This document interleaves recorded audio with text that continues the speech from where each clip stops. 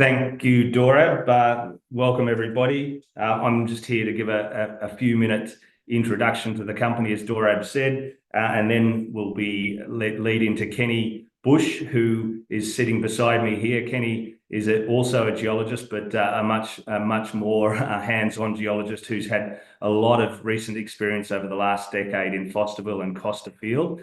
So we're applying that knowledge here today, and Kenny will run through that. And he's had a huge amount of substance to the Sunday Creek discovery and to our team. And we're here to talk about, aren't all Victorian projects nuggety? Well, we hope we'll leave you with the correct answer there, that they do hang together and they do form very high margin, high value, reconcilable projects. And, how the hell do you get a project permitted in Victoria? And again, I think you'll leave with a different viewpoint.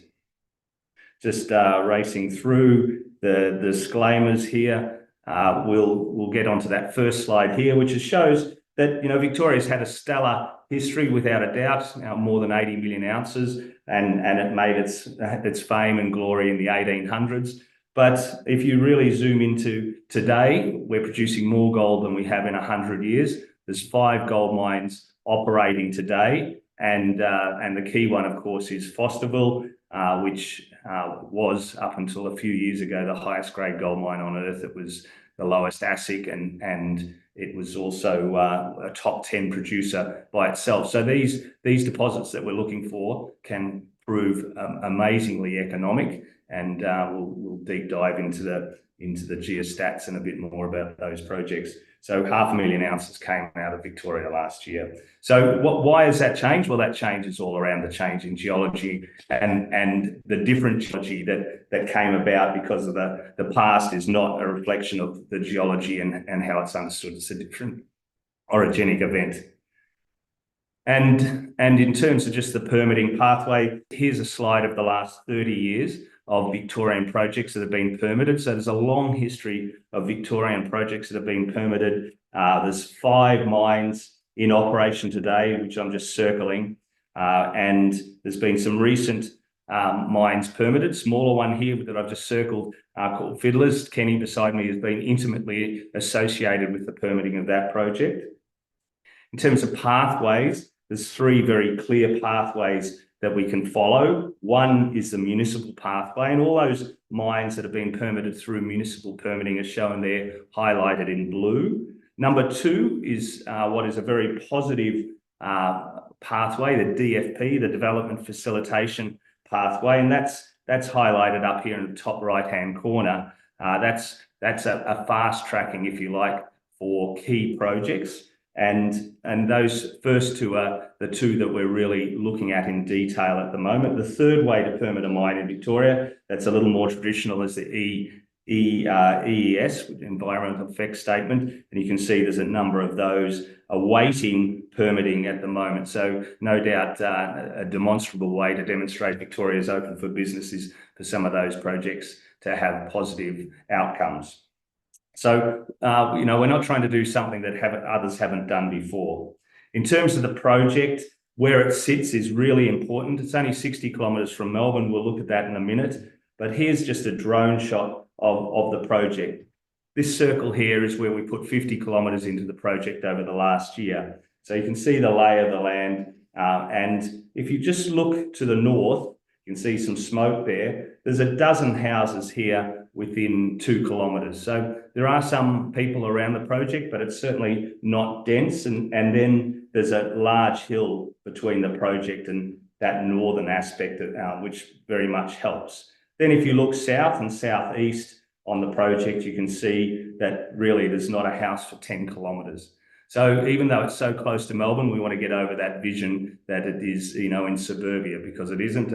We own 320 acres already over the key area, and that was from a 4th generation family. So it's really been long-term generational farming in these areas. In terms of the project, Kenny's going to talk about the detail. I just want to talk for a minute or so about what we've done over the last few years. We've got 50 kilometres into this project. We're going to put 60 kilometres into it over the next year. We've got 4 rigs, with the 5th just arriving to site as we speak today, and a 6th coming to the project by September, October. Each rig puts in about 10 kilometres or a little bit more a year.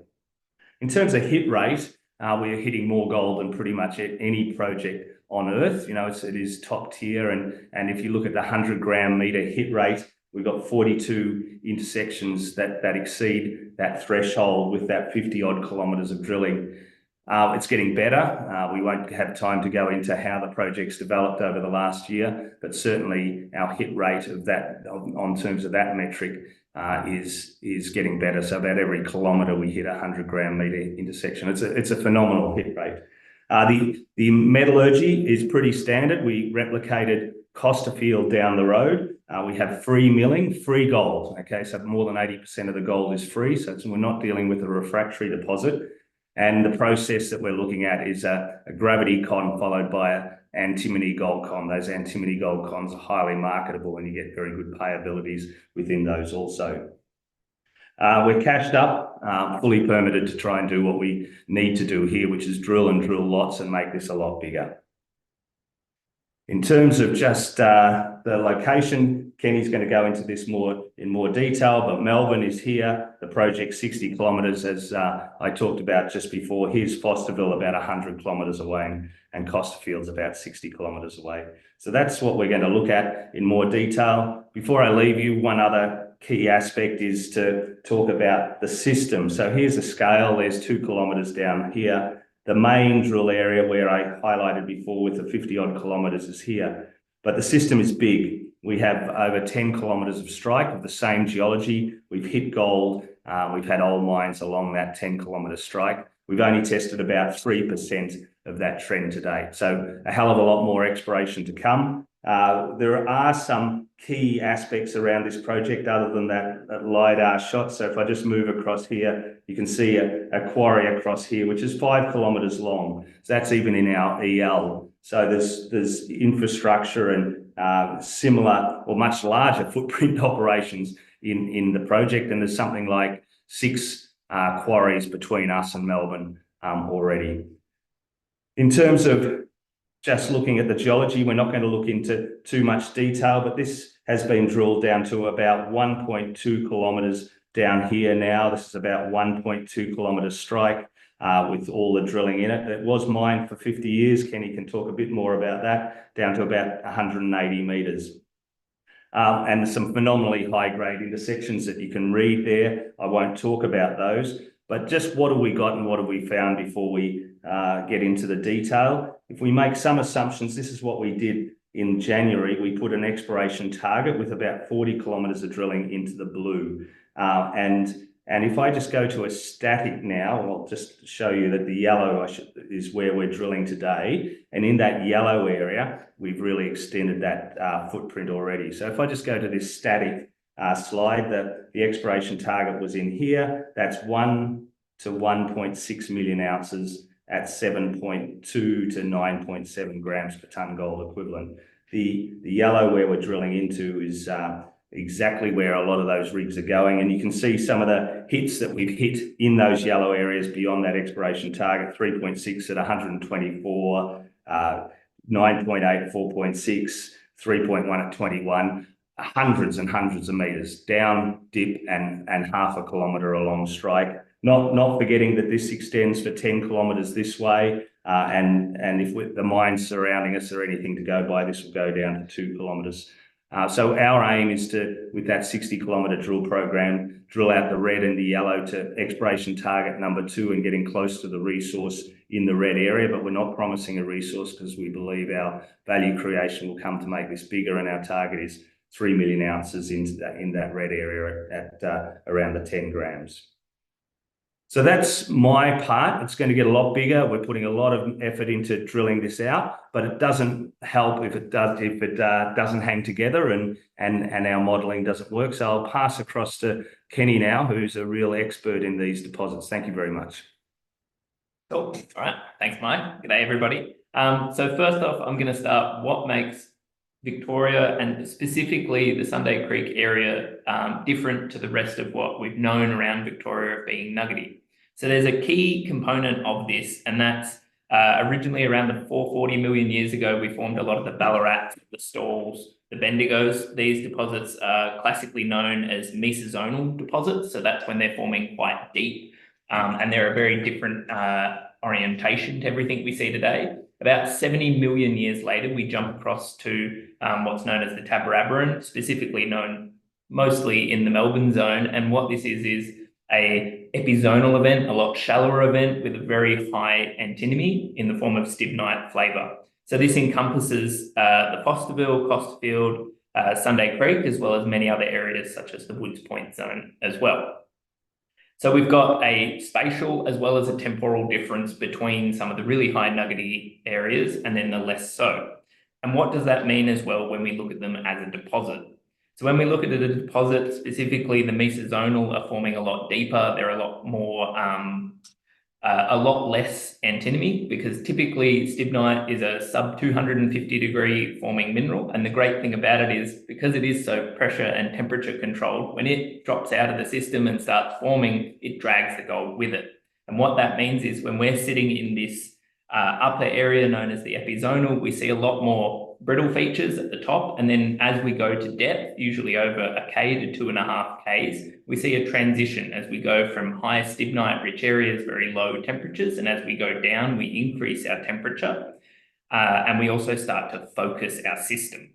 And so what we see is this brittle to ductile transition, classically known at Fosterville. The top 800 meters were very refractory, disseminated bodies. And then as you started going deeper, you started seeing more thicker veins with visible gold and no longer refractory within the main high-grade areas. What does this look like geologically? Specifically at Sunday Creek, when we look at our surface areas or our shallower instances around our system, we have a lot more brittle features, so a lot more extensional veins with disseminated mineralization sitting around them, the stibnites and the silver there. And then as we go deeper and a bit more focused, we start seeing the presence of these larger multi-phase veins, so thicker veins. And you can see that they've got a lot more banding to them and they're generally just a bigger structure. If we, and we'll take a look at that in section later on. In terms of the geology of Sunday Creek specifically as well, and why we are different and similar to the others around us, if you think of us as a ladder and rungs is the easiest way to think about it, we've got a east-west trending dike, and it's been altered and surrounded by a strengthening of carbonate and sericite. And so what we get is this halo, this broad, large halo surrounding us, which is quite strong, and the focus for our mineralization. The easiest way to describe this is think of a big empty bucket. We fill it with sand, that's our surrounding host rocks, and we put a vertical a porcelain plate in it. If we now squeeze that bucket, the thing that's going to break is the plate, while the sand's just going to shift. So it becomes our focus and our locus for our mineralization. And then we get all of these veins breaking through and crossing over. And these are the rungs of the ladder, if you will. So these veins repeat every, say, 20 to 30 meters. They're typically anywhere from 2 to 10 meters wide true thickness, and they can be up to 500-600 meters as an individual system, but we've now traced it down to about 1.2 Ks depth.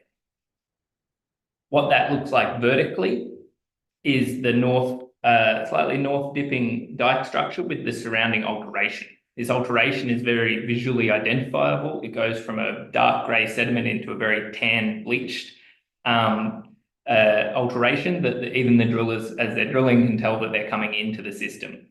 The interesting thing about these deposits are big systems usually mean a big footprint, and the larger the footprint, the bigger your system's going to be. We can see from the visual system that we have about 100 meters that we can visually identify, but then the system goes even further than that when we look at it geochemically. So we can see up to 170 meters away in, say, arsenic or antimony, even low-level gold. We can see that it goes for up to 170 meters away. And this is similar in other methods that we can use that we can't see with the naked eye, but we can use shortwave infrared and things like that to see that the system's even bigger than we thought previously. As a section of the vein, we're just now looking at a slice right through one of the vein systems and what it looks like geologically. We have what we call our disseminated body sitting on the edges. And as we get closer to the center of our mineralized area, we see the veins start to increase. This is what we call our vein sets. These are these quartz extension veins you can see along here. Now, these range anywhere from 2 to 10 meters in width on average, and anywhere from a gram to say 20 grams and up to about 5% antimony. And then the key high grade component comes in. Now, this is a larger sized vein. It's typically in the plus 20 up to thousands of grams gold and a higher antimony content generally. This is one of those multi-phase, more ductile features that I spoke about earlier. They can be anywhere from 10 centimeters up to 1.5 meters wide. And then within that surrounding disseminated mineralization and extensional veins that I've shown. A question we often get asked is, how do you model and predict this style of mineralization? There's a couple of key things that we really need to consider within this. So we've got geological likeness, so how well we're matching observed geological features together. We're not just linking assays together and grade together, which we've already chatted about earlier. We've also got 50 years of historic mining records that can help us inform on the orientation and what the old timers mined. Typically, they were mining those higher grade core areas, but we can see here as an example on the right, I've got where the old timers have mined some of the levels through and how well that matches up with our geological understanding today. We also use structurally orientated drill core, so we only do diamond here and it's all structurally orientated, so we can make sure that we're predicting where the veins are going and understand that. We also look at assays and how well the individual results can be reproduced in both the lab and the core scale. And then finally, we'll tie all of those together and look at the geostatistics of our modelled shapes and how well that's predicting the continuity or erraticness of the system. So we're going to step through those last three just really quickly to touch on.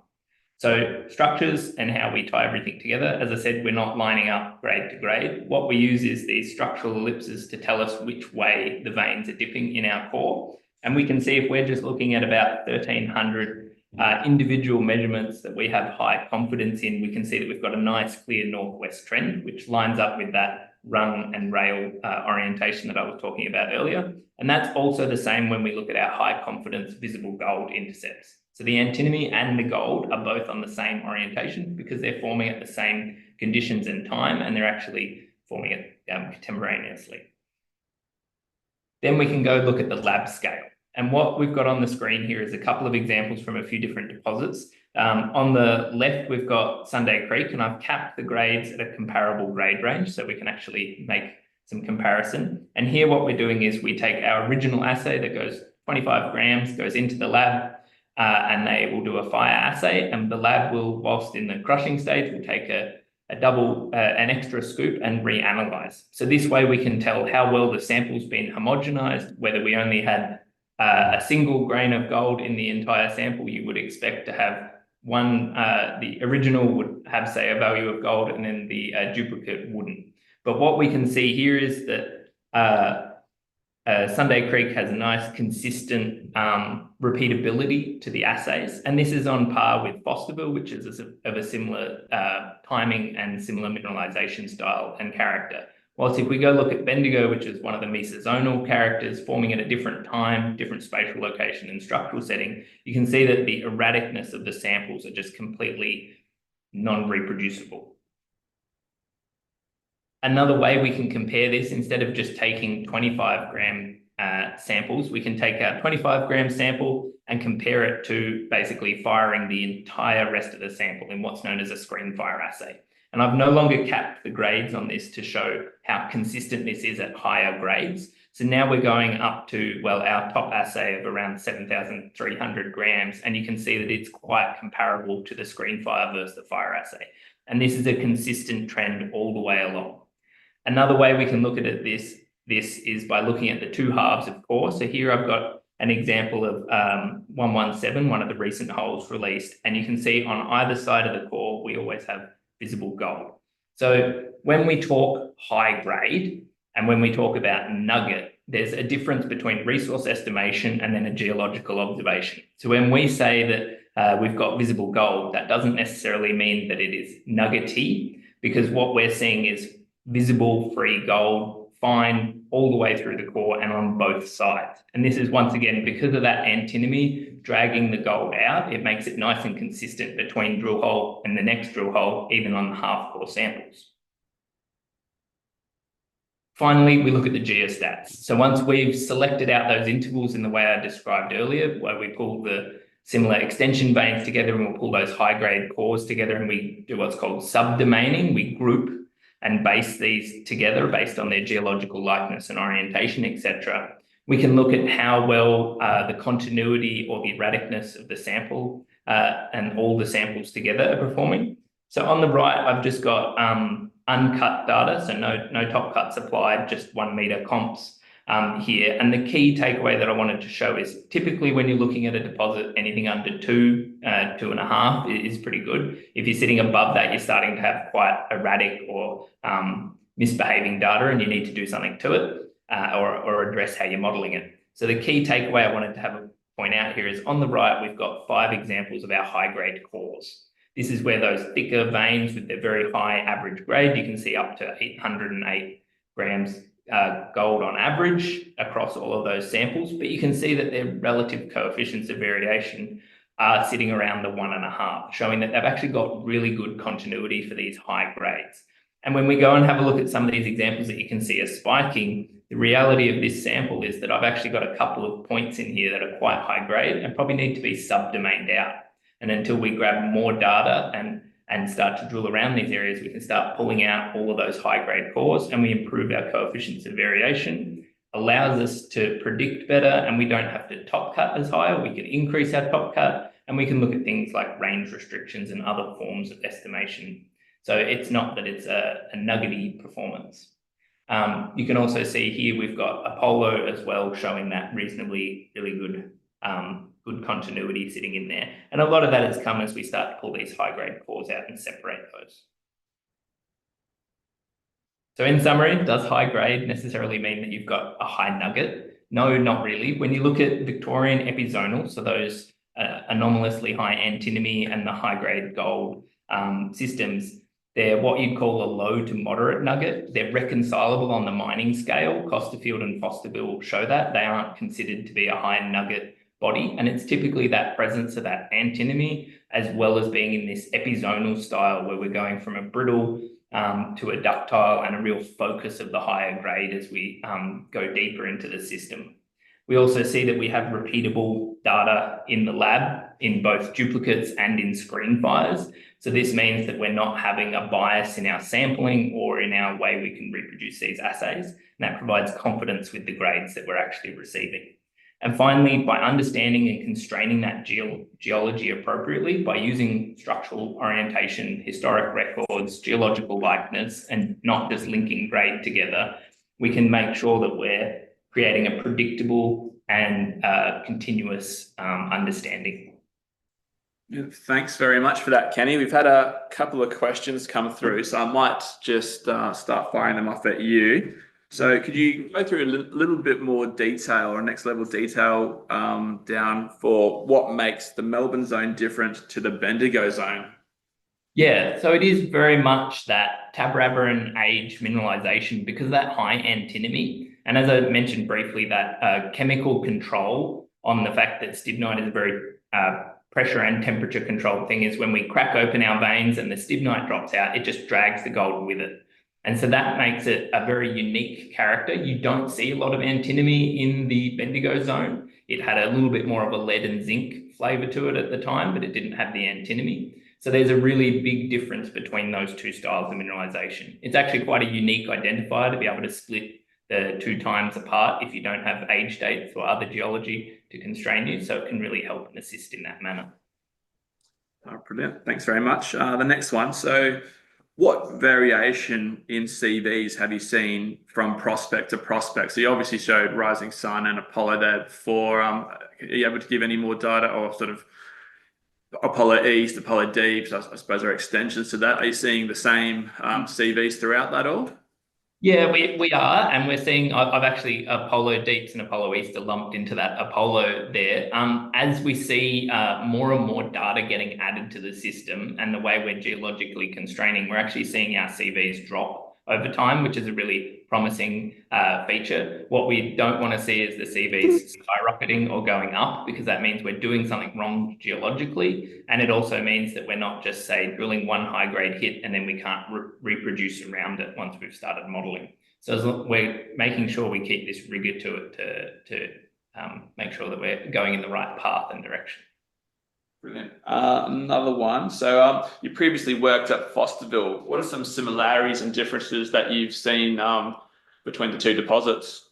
Yep. Yeah. So probably the similarities is the easiest one to address first is we're looking at the same fluid and the same timing of mineralization. Probably the key difference between them is its structural setting. So Fosterville was set, it's actually formed in the Bendigo zone, but at the Melbourne zone timing. So it's had its pre-existing architecture is probably the key difference between them. And because of the carbon content that they see at Fosterville, due to black shales, a geological unit, it actually causes a lot of their disseminated mineralization to be refractory. But because Sunday Creek doesn't have the presence of this black shale or carbon content, all the disseminated mineralization seems to be non-refractory. All right, brilliant. And one final question that we've had from the floor is, and this could be for yourself or for Mike. So is all drilling from surface? Can you drill from old underground workings? And if so, what is the permitting timeline? Yeah, so currently we are drilling everything from surface. We've got some fantastic drillers that are very used to being able to navigate their drill holes exactly where we want them to go. We could look to use underground drilling, and that would probably require what you call an exploration decline, which we'd have to look at permitting. Do you want to comment any more on that, Mike? Yeah, we're going through that permitting now to get underground in some of those old stopes. So it's all around the water. So we're collecting all that hydro data and putting in some more water bores and looking at quality, etc. So we're not going to get underground tomorrow, even though we'd love to. But it's really not going to help us from a drilling perspective. The old workings more so a geological perspective because they're in the mineralization and only shallow. We're drilling for around. Last year and the years before, about 200 Aussie a metre, going up a little bit as we're going deeper and using some more sophisticated tools like Navi drilling. It's around about 220 all in with assays now. So still lower quartile costs. So it's not prohibitive to do what we're doing. And we are doing a lot of that navigational drilling now and wedging as we get lower to save the drill meters, even though it's a little bit more expensive drilling. It works out to be much, much cheaper. Brilliant. Thanks very much, both of you, for taking the time from finding millions of ounces of gold to speak to us today. We're probably running out of time here, so I might just quickly wrap it up. So firstly, thank you to all the presenters. That was very informative for myself and I'm sure for everyone involved. So quickly, we tried to answer two questions at the start. Why is Sunday Creek not nuggety? So my top three takeaways. It is hosted within the Melbourne zone, not the Bendigo zone. 2, repeatable data in the lab and in the core, such as the visible gold through both sides of the core, supports the geological model. 3, the understanding and constraining of geology has led to low coefficients of variation, again suggesting not nuggety. And finally, for the permitting side of things, Resources Victoria and RVAC have a clear mandate from the government to bring new mining operations online in Victoria. The pilot program for quarrying has been an overwhelming success, and the larger mining program is already working. An example of this is the permitting for Southern Cross that Dan's team was able to progress faster. So also then circling back to what Mike said at the very start, they're exploring 1 kilometre of an 11 kilometre trend. They're aiming for 3 million ounces within this 1 kilometre. That's Bellevue, 3 million ounces at 10 grams per tonne. So how many Bellevues can you find? So I'll let them speak. All right, thank you everyone for dialing in. If you have any questions, please feel free to forward them to me and I'll get back to you as quick as I can. Thank you. Thanks everyone. Thanks everyone.